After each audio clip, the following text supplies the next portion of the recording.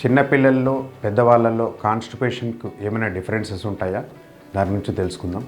నేను doctor Ravishankar Reddy, గ్యాస్ట్రోంటాలజిస్ట్ and hepatologist, working in Yashoda hospitals, Hyderabad. చిన్నపిల్లల్లో constipation అనేది ఇప్పుడున్న తరంలో చాలా కామన్గా ఉంటుంది.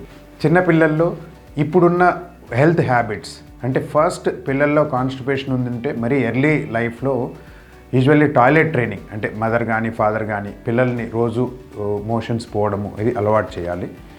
ఇప్పుడున్న దాంట్లో హై రిఫైన్డ్ ఫుడ్స్ అంటే బయట దొరికే ఏదైతే జంక్ ఫుడ్స్ ఇవన్నీ కూడా పేగుల కదలికను తగ్గించేసి కాన్స్టిపేషన్ వచ్చేటట్లు చేస్తాయి.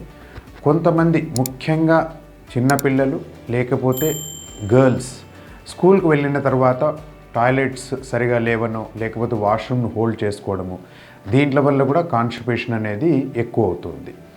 ఇంకా దానికి తోడు వాటర్ ఇంటేక్ చాలా తగ్గించడము లేకపోతే ఫైబర్ ఫుడ్ తీసుకోకుండా ఉండడము ఇవి కూడా చాలా కామన్ కాజెస్ పిల్లల్లో. పెద్దలకు వస్తే కామన్గా పెద్దల్లో కూడా వాటర్ ఇంటేక్ తగ్గించినా కానీ ఫైబర్ ఫుడ్ సరిగా తీసుకోకుండా కానీ ఉంటాయి.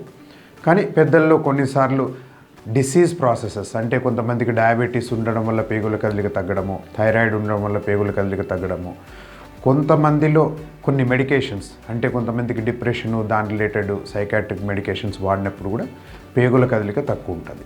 పిల్లలలో ఎప్పుడు మనం అసలు డాక్టర్ దగ్గరికి వెళ్ళాలా అంటే పిల్లల్లో పర్సిస్టెంట్ సిమ్టమ్స్ అంటే 2 వారాల కంటే ఎక్కువ సిమ్టమ్స్ ఉన్నా, పొట్ట ఉబ్బిపోయినా, వామిటింగ్స్ ఉన్నా, బ్లడ్ ఉన్నా కంపల్సరీగా డాక్టర్ దగ్గరికి వెళ్ళాలి.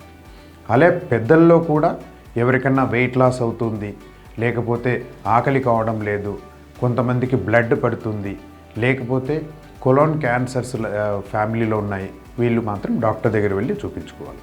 Thank you. Like, comment and subscribe for more health updates.